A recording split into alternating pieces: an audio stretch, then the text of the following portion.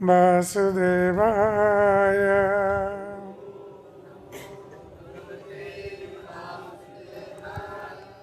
ॐ नमो भगवते वासुदेवाय।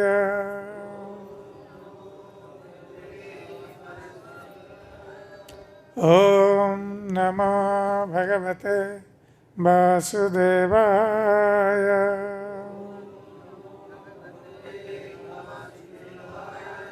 नारायणं नमस्कृत्य नरं चैव नरोत्तमं देवीं सरस्वतीं व्यासं ततो जयमुदीरये। नष्टप्रायेषु अभद्रेषु नित्यं भागवत सेवया भगवती उत्तम श्लोके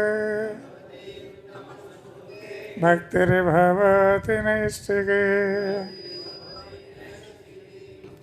मूकं करोति वाचालं पङ्गुलं लङ्घयते गिरिं यत्कृपातमहं वन्दे श्रीगुरुं दीनतारिणे श्रीपरमानन्दमाधव।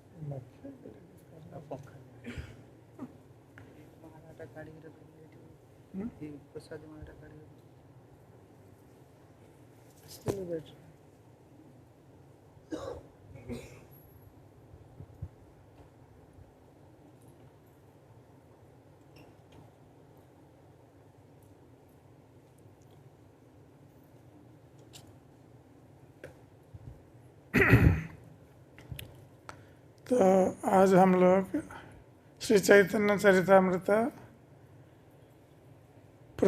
आदि लीला चतुर्थ अध्याय श्लोक नंबर 106 पाठ कर रहे हैं।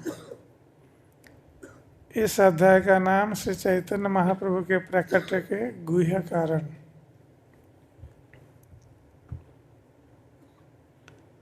राधिकार भावमूर्ति प्रभुर अंतर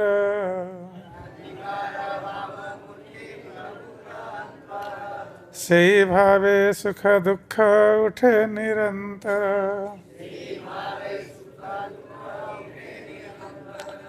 राधिकार भावमूर्ति प्रभुर अंतर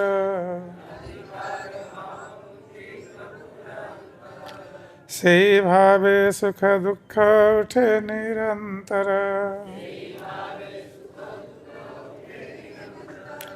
राधिकार भावमूर्ति प्रभुर अंतर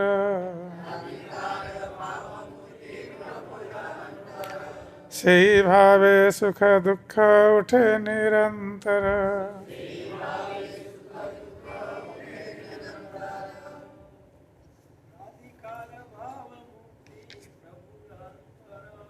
राधिकार भावमूर्ति प्रभुर अंतर सेई भावे सुख दुख उठे निरंतर।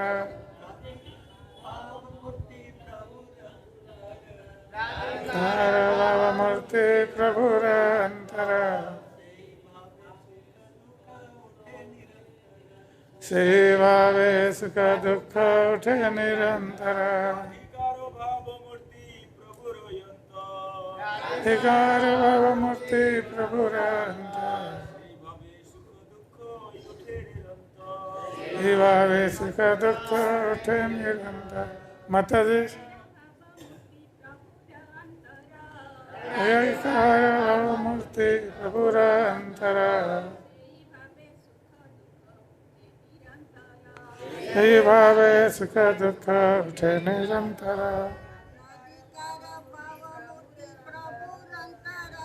अधिकार भाव मूर्ति प्रभुरंतर श्री भावे सुख दुख उठे निरंतर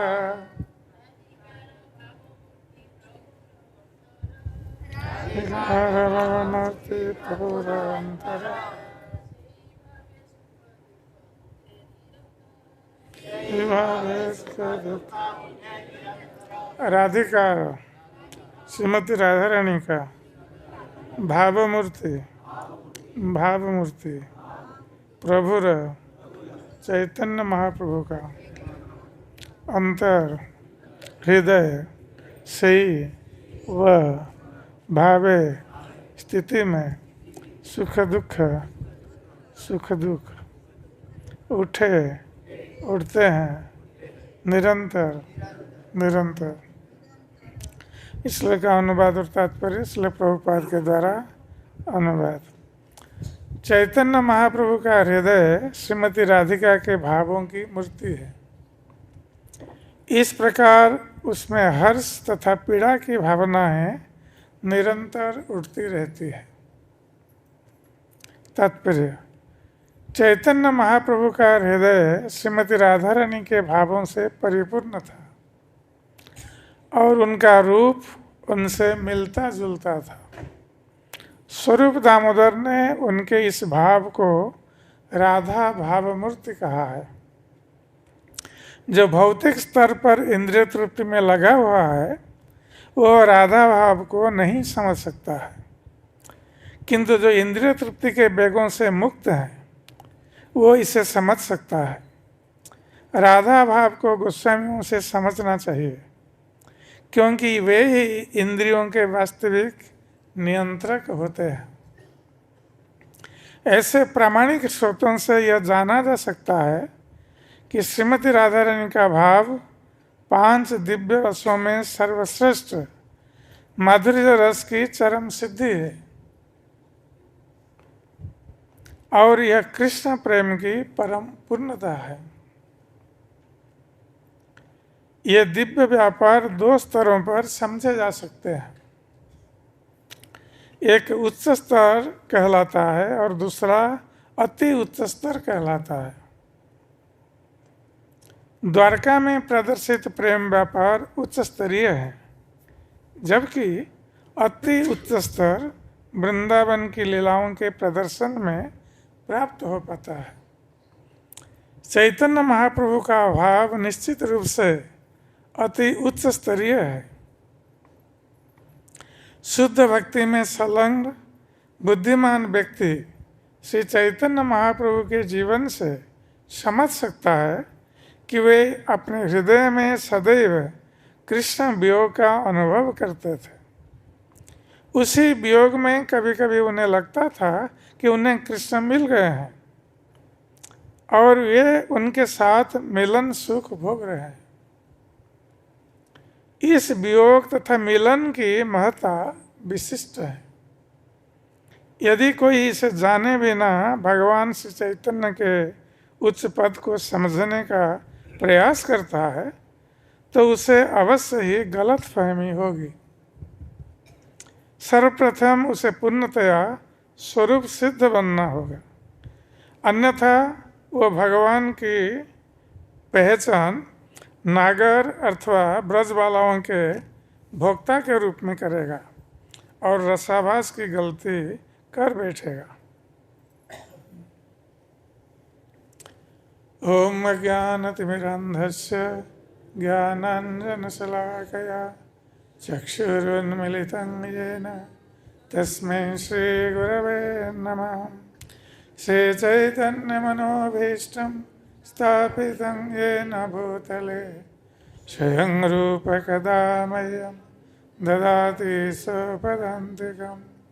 वन्देऽहं श्रीगुरो श्रीयुतपदकमलं श्रीगुरुन् वैष्णवंश श्रीरूपं सग्रजातं सगणरघुनाथ नितं तं सजीवं साद्वैतं सावधूतं परिजनसहितं कृष्णं चैतन्यदेवं श्रीराधाकृष्णपादां सहगणललिता श्रीविशाखान्वितं च हे कृष्ण करुणा सिंधु दीनबंधो जगत्पते गोपेश गोपिकान्त राधाकान्त नमस्तुते तप्त कंचन गौरांगी राधे वृंदावनेश्वरी वृषभानुसुते देवी प्रणमामि हरिप्रिये वंशाकल्पतरुभ्यश्च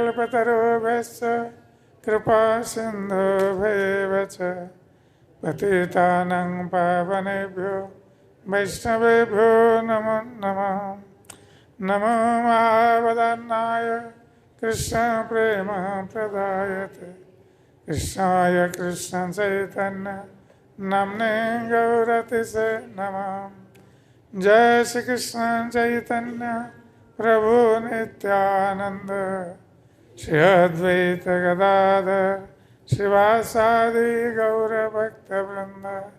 हरे कृष्ण कृष्ण कृष्ण हरे हरे हरे राम राम राम हरे हरे हरे कृष्ण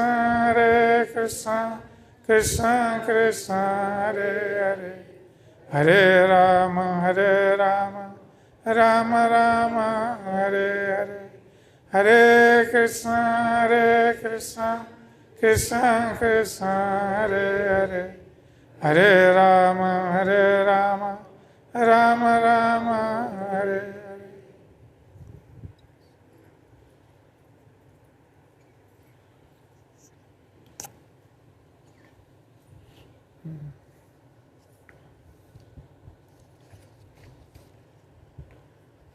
राधिकार भावमूर्ति प्रभुर अंतर सही भावे सुख दुख उठे निरंतर। इसलिए कृष्णदास कविराज गोस्वामी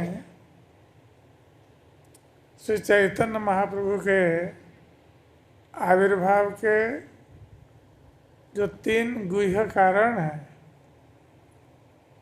उन कारणों को प्रस्तुत करने से पहले श्री चैतन्य महाप्रभु के बारे में साधारण रूप से बता रहे हैं। इससे पहले श्री कृष्णदास कविराज गोस्वामी श्री चैतन्य महाप्रभु के आविर्भाव के बाह्य कारणों के संबंध में बता चुके हैं। तो ये श्री चैतन्य महाप्रभु को वस्तुतः समझना ये सभी के लिए संभव नहीं है, क्योंकि श्री चैतन्य महाप्रभु एक सन्यासी के रूप में उन्होंने लीलाएं की है। इसलिए साधारण लोग श्री चैतन्य महाप्रभु को एक साधारण सन्यासी या अत्यंत उन्नत सन्यासी या साधु मानते हैं। इसके अतिरिक्त श्री चैतन्य महाप्रभु के संबंध में उनकी और कोई धारणा नहीं है। श्री चैतन्य चरितामृत में श्री कृष्णदास कविराज गोस्वामी शास्त्रों से प्रमाण देकर ये प्रतिपादित कर रहे हैं कि श्री चैतन्य महाप्रभु कोई साधारण सन्यासी या साधु नहीं है। ये स्वयं परम पुरुष भगवान श्री कृष्ण है। ब्रजेंद्र नंदन जय सची सुत हैल सई बलराम हैल निताय। ब्रजेंद्र नंदन कृष्ण ये सची माता के पुत्र के रूप में आविर्भूत हुए और बलराम जी श्री नित्यानंद प्रभु के रूप में आविर्भूत हुए। तो ये कलयुग में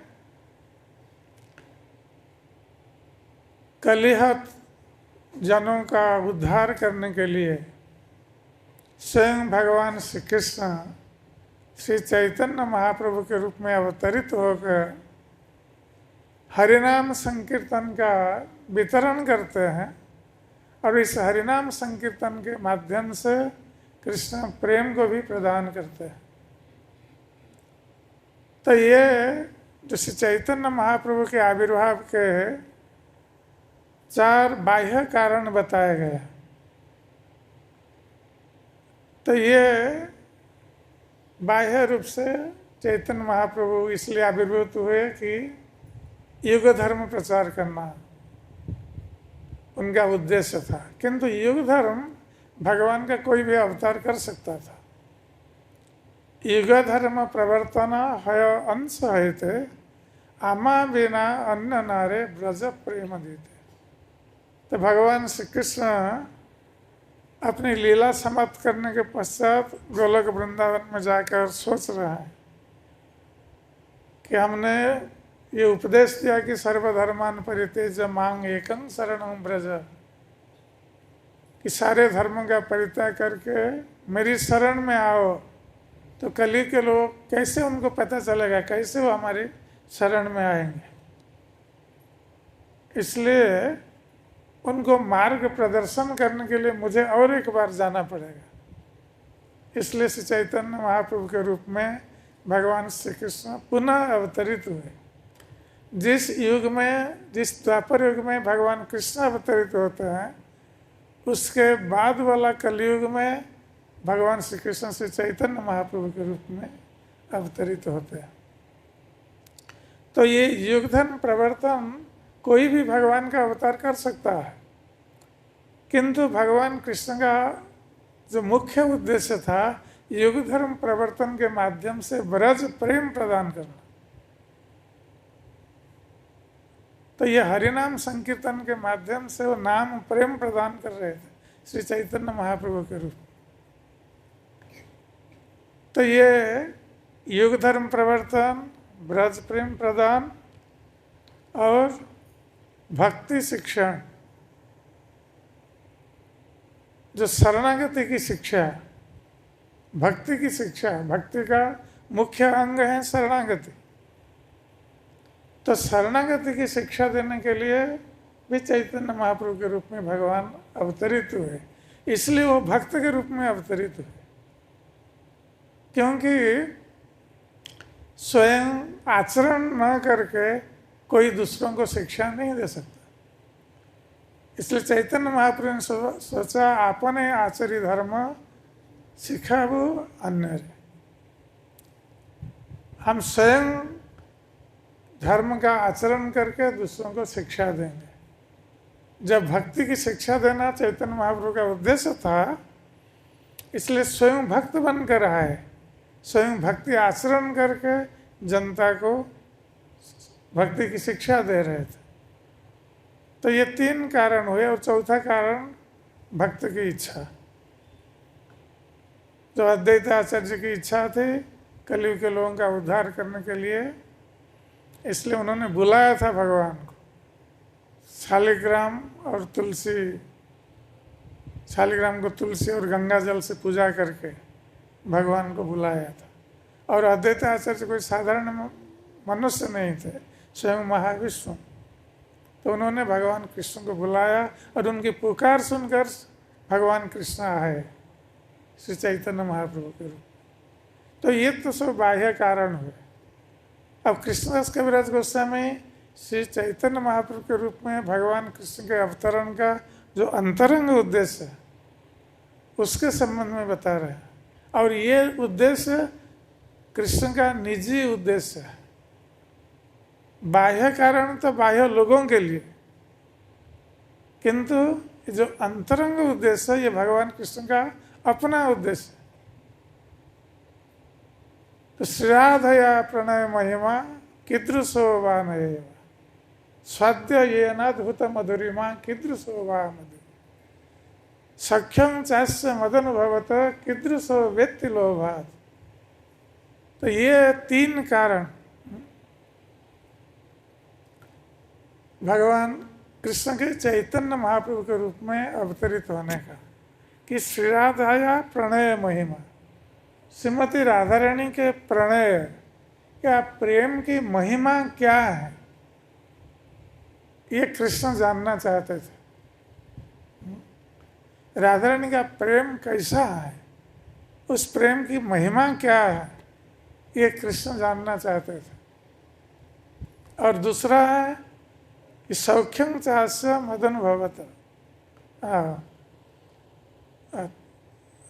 श्रीराधया प्रणय महिमा कीदृशोवान स्वाद्यजेनाद्भुत मधुरिमा कीदृशोवा मदीय। और श्रीमती राधा रानी मेरे माधुर्य का कैसे आस्वादन करती है, क्योंकि भगवान कृष्ण माधुर्य का निलय है, माधुर्य के घर हैं। तो श्रीमती राधा रानी उस माधुर्य का पान करती थी, भगवान कृष्ण के माधुर्य का पान। तो भगवान कृष्ण सोच रहे थे कि मेरा माधुर्य कैसा है जो श्रीमती राधा रानी नित्य निरंतर पान कर रही है, और मेरे प्रेम से, मेरे प्रति प्रेम भावना से श्रीमती राधा रानी किस प्रकार आनंद का अनुभव करती है। सौख्यम चास्य मदनुभवत कीदृशो वेति लोपात। तो ये किस प्रकार सुख आनंद राधा रानी प्राप्त करती है मेरे प्रेम से।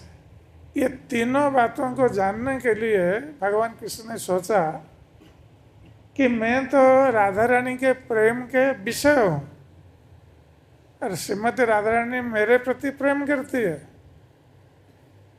तो मैं प्रेम का विषय हूँ, राधा रानी इस प्रेम का आश्रय है। तो विषय होकर हम आश्रय जातीय सुख को अनुभव नहीं कर सकते।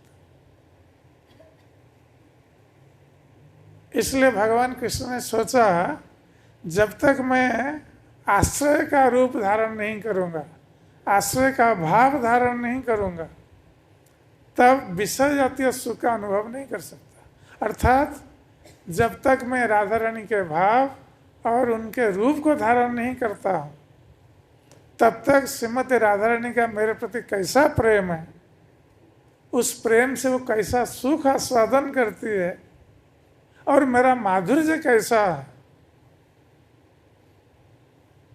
ये राधा रानी ही आस्वादन करती है मेरे माधुर्य को।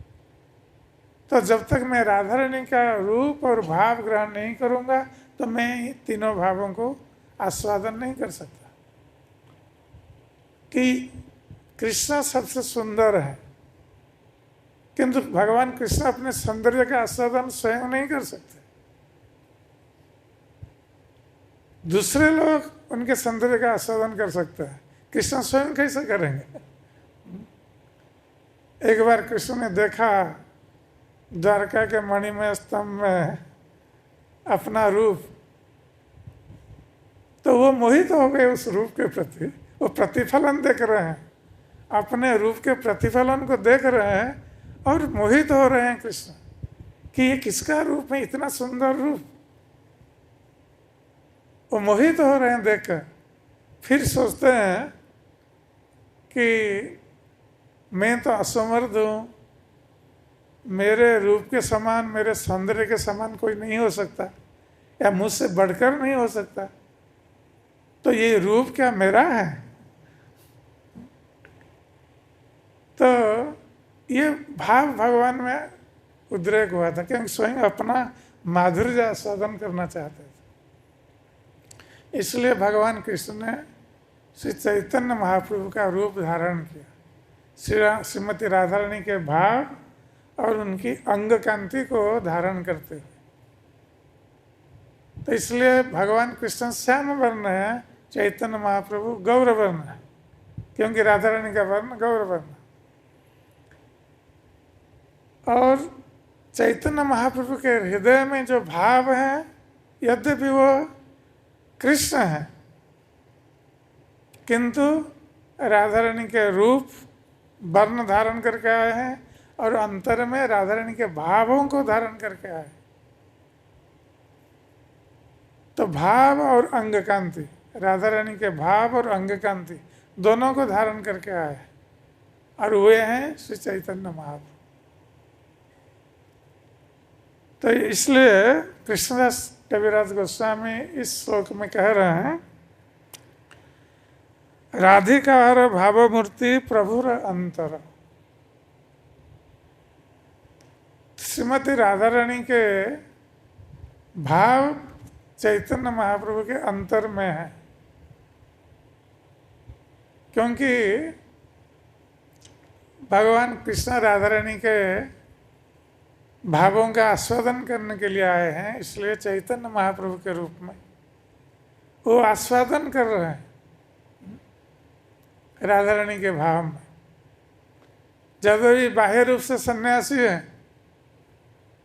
बाह्य रूप से गौरवर्ण है,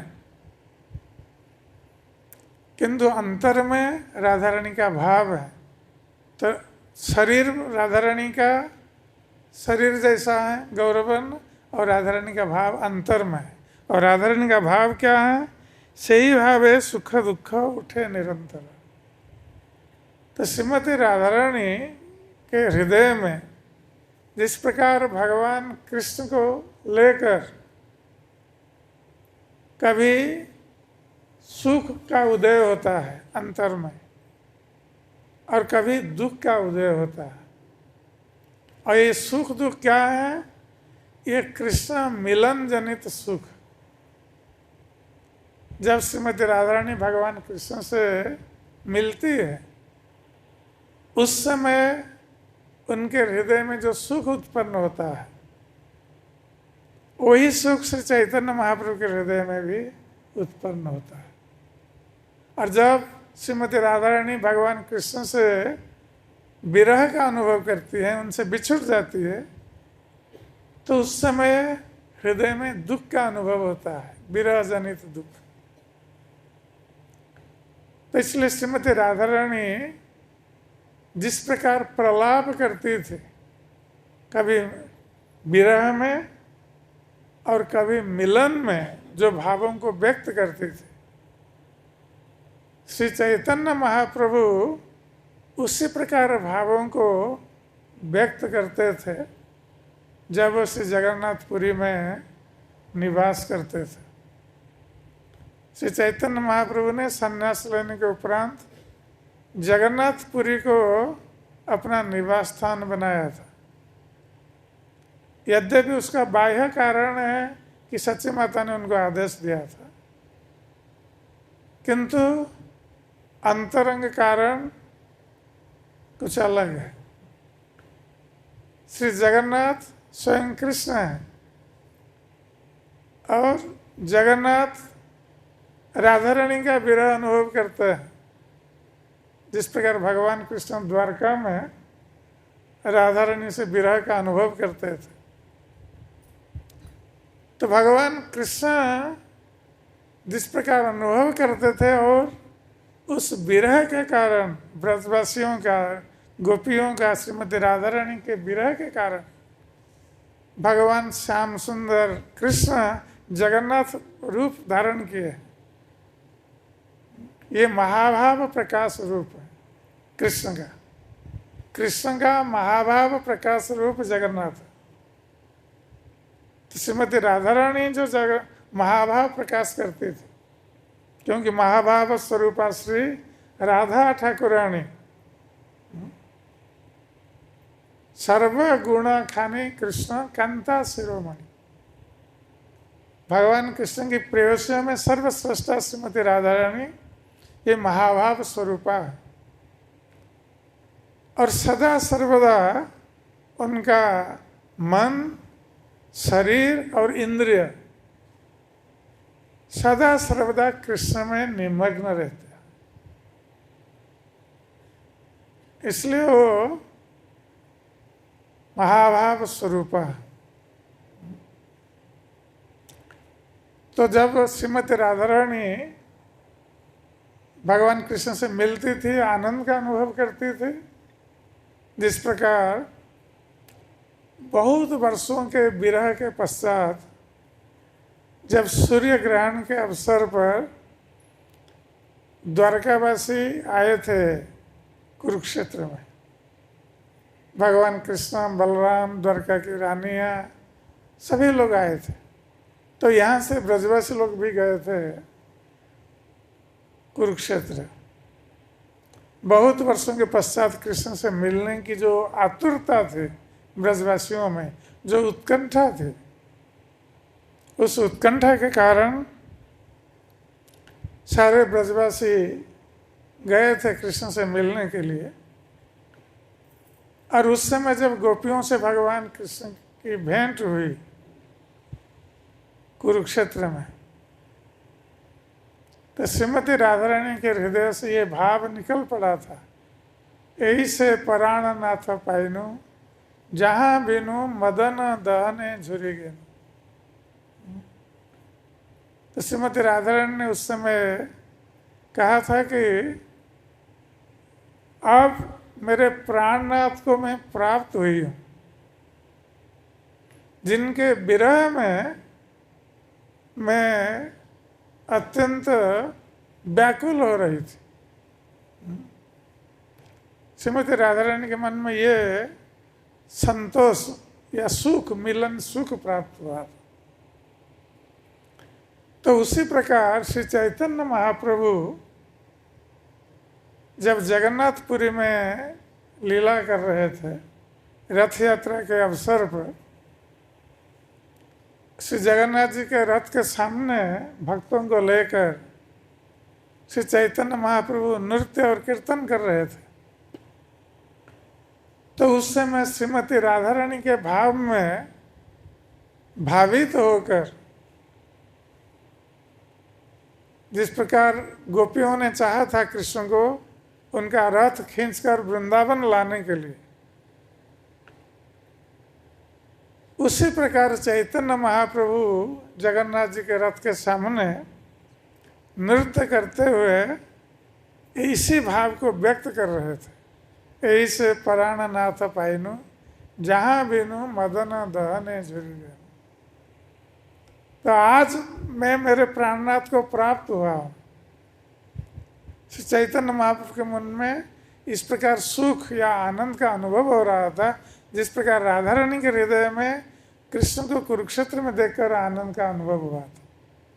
उसी एक प्रकार का भाव, क्योंकि श्री चैतन्य महाप्रभु राधा रानी के भाव में थे। और जब उनके हृदय में विरह का अनुभव होता था, जिस प्रकार श्रीमती राधा रानी में कभी कभी विरह का अनुभव करती थी, कभी कभी क्या अधिक समय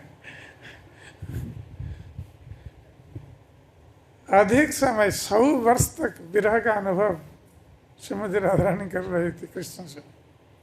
जब कृष्ण ब्रज छोड़कर मथुरा और वहाँ से द्वारका चले गए, 100 वर्ष का विरह कोई काम नहीं था। तो श्रीमती राधा रानी उस विरह में विलाप कर रही थी। कहाँ मोरो प्राणनाथ मुरली बदन, कहाँ जाऊं कहाँ पाऊं ब्रजेंद्र नंदन। श्रीमती राधा रानी कृष्ण के विरह में इस प्रकार व्याकुल होकर विलाप कर रही थी कि मेरे प्राणनाथ कृष्ण कहाँ पर है, मैं कहाँ जाऊं, कहाँ मेरे प्राणनाथ को प्राप्त हूँ। कहा गए कहिब अबा के बुझे दुख, ब्रजेंद्र नंदन बिनु फाटे मोर बुक। मैं किसके आगे मेरी इस व्यथा को व्यक्त करूंगी, कि कौन मेरे हृदय के दुख को समझेगा।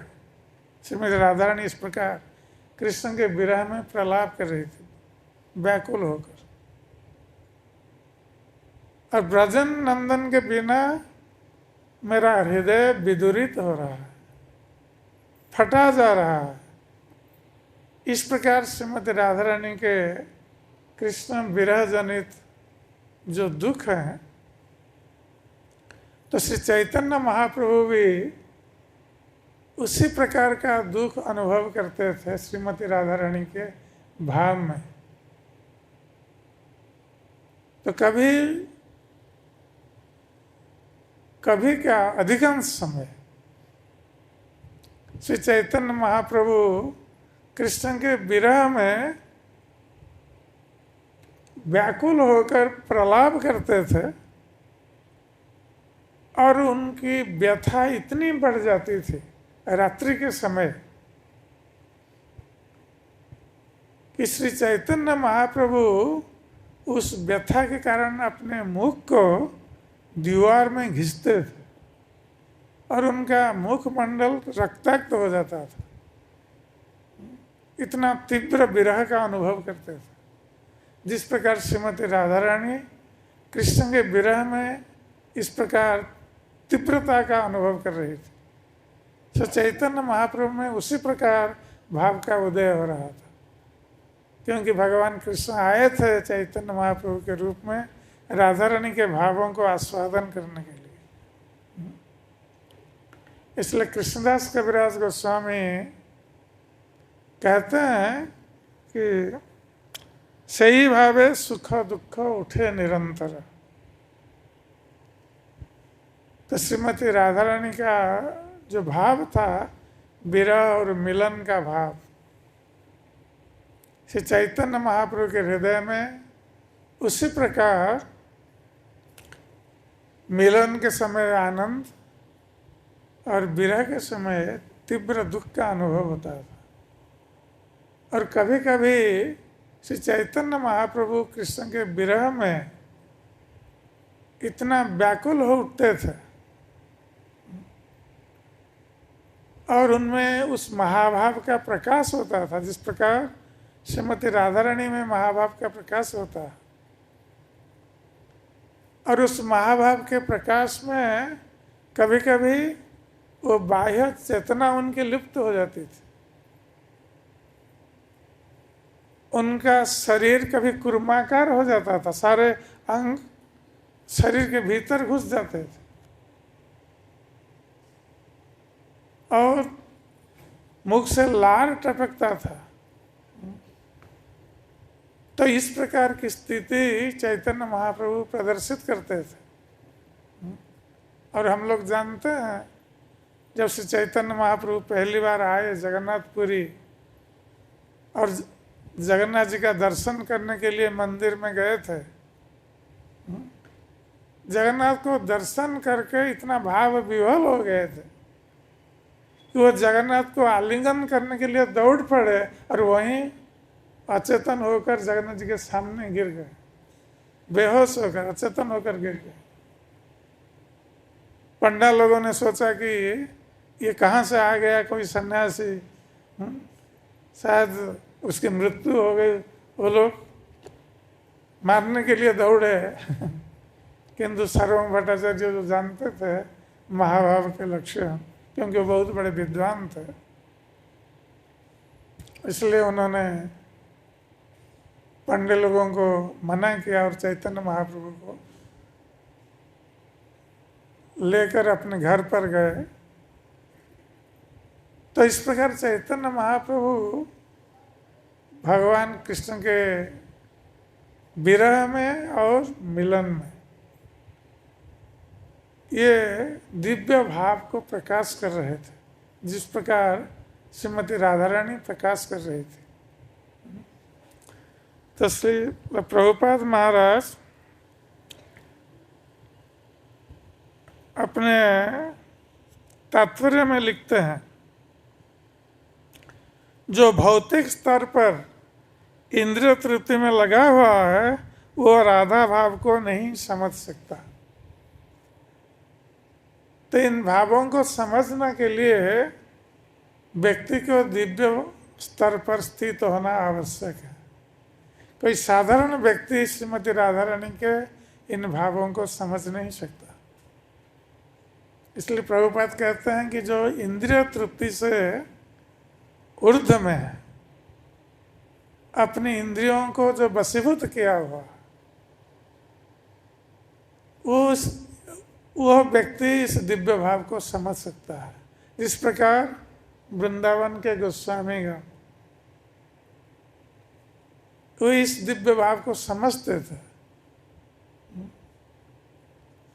श्री रामानंद राय, स्वरूप दामोदर गोस्वामी, ये सब इस दिव्य भाव को समझते थे। क्योंकि स्वरूप दामोदर गोस्वामी कौन थे? ललिता सखी है, और राय रामानंद विशाखा सखी। ये गौड़ीय वैष्णव में मान्यता है। जबकि गौर गणदेश दीपिका में कवि कर्णपुर ने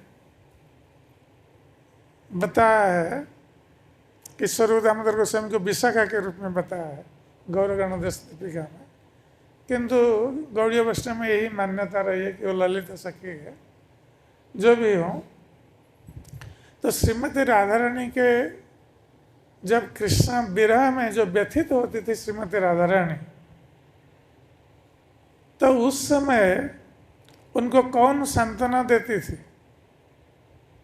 ललिता और विशाखा, जो श्रीमती राधा रानी के साथ साथ रहती थी सदा सर्वदा।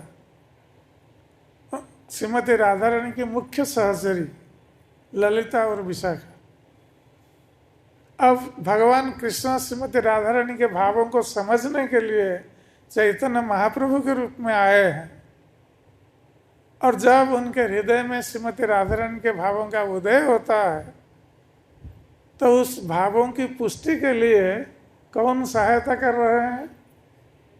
ललिता, विशाखा, स्वरूप दामोदर गोस्वामी और राय रामानंद।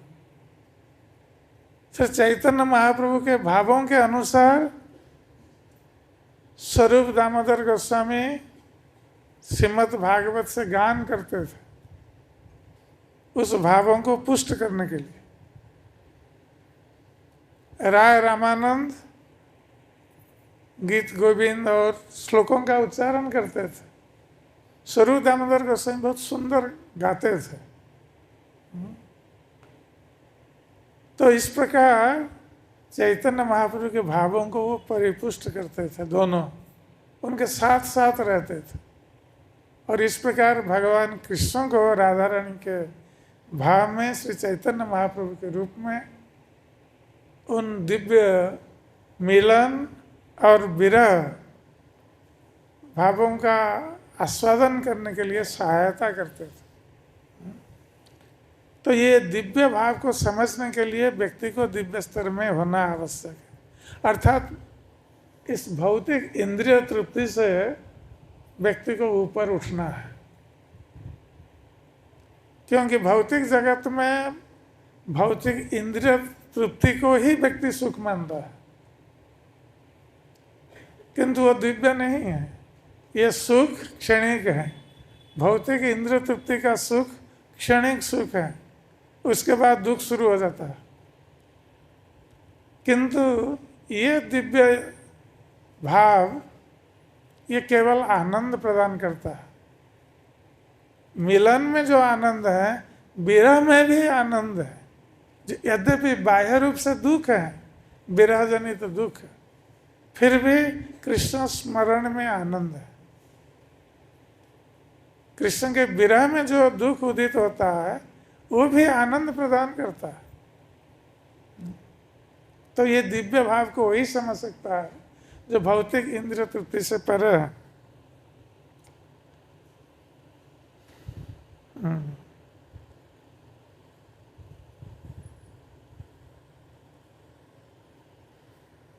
तो प्रभुपाद जी और एक यहाँ तात्पर्य में बताते हैं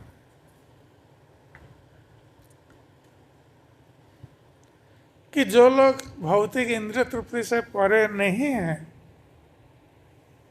और चैतन्य महाप्रभु को समझना चाह रहे हैं, जिस प्रकार एक वर्ग है गौरांग नागरी, ये सब सखी बेकी जो सब सहजिया संप्रदाय, तो ये लोग मानते हैं कि श्री चैतन्य महाप्रभु गोपियों का भोग कर रहे हैं। इनको कोई ज्ञान नहीं है चैतन्य महाप्रभु के भावों का, क्योंकि ये सहजिया लोग इंद्रिय तृप्ति में ही लगे रहते हैं। इसलिए चैतन्य महाप्रभु के भावों को समझ नहीं सकते। और श्रील भक्ति विनोद ठाकुर ने इसलिए वैष्णवों को कहा है कि इन सहजिया लोगों से दूर रहना चाहिए। ये सहजिया लोग भगवान कृष्ण और श्रीमती राधा रानी के भावों को, दिव्य भावों को समझ नहीं सकते। श्री चैतन्य महाप्रभु के दिव्य भावों को समझ नहीं सकते, यद्यपि वो समझने का अभिनय करते हैं। इसलिए उनसे सदा सर्वदा व्यक्ति को दूर रहना चाहिए। तो कहते हैं कि यदि कोई इसे जाने भी ना भगवान श्री चैतन्य के उच्च पद को समझने का प्रयास करता है तो उसे अवश्य ही गलत फहमी होगी। सर्वप्रथम उसे पूर्णतया स्वरूप सिद्ध बनना होगा, अन्यथा वो भगवान की पहचान नागर अर्थात ब्रजबालाओं के भोक्ता के रूप में करेगा और रसाभास की गलती कर बैठेगा। तो कृष्ण और गोपियों में जो भाव है, इसमें भोग की कल्पना नहीं है। जैसे भौतिक संसार में पुरुष स्त्री में भोग की कल्पना है, किंतु कृष्ण और गोपियों में भोग की कल्पना नहीं है। वहाँ केवल दिव्य प्रेम की कल्पना है, दिव्य प्रेम भाव है। इसमें कोई किसी को भोग करना नहीं चाहता है। कृष्ण स्वयं जितेंद्रिय है, आत्मा राम है, इनको भोग करने की कोई आवश्यकता नहीं है, स्वयं अपने आप में रमण करते हैं। किंतु भगवान कृष्ण गोपियों को उनके प्रेम का प्रतिदान देने के लिए वो उनके साथ व्यवहार करते हैं, प्रेम व्यवहार, उनको आनंद प्रदान करने के लिए। उसी प्रकार गोपियों का जो भाव है, उनका एकमात्र भाव स्वयं आनंद प्राप्त करना नहीं, कृष्ण को आनंद प्रदान करना। इसलिए गोपियों के प्रेम भाव को सर्वश्रेष्ठ बताया गया। जैसे द्वारका में जो रानियां हैं, जबकि ये श्रीमती राधा रानी के विस्तार रूप हैं, तो उनका प्रेम जो है मर्यादित है और ऐश्वर्यपूर्ण है। किंतु ब्रज में जो प्रेम, ये माधुर्य प्रेम, और ये दिव्य स्तर पर स्थित है। इसलिए श्री चैतन्य महाप्रभु के रूप में भगवान कृष्ण इस ब्रज प्रेम का आस्वादन करने के लिए स्वयं गोपियों के भाव में, श्रीमती राधा रानी के भाव में, तो ये चैतन्य महाप्रभु के रूप में अवतरित होकर भगवान कृष्ण स्वयं आस्वादन कर रहे हैं। तो आगे चलकर कृष्णदास कविराज गोस्वामी बताएंगे और विस्तार पूर्वक हम यहीं विश्राम लेते हैं। हरे कृष्ण।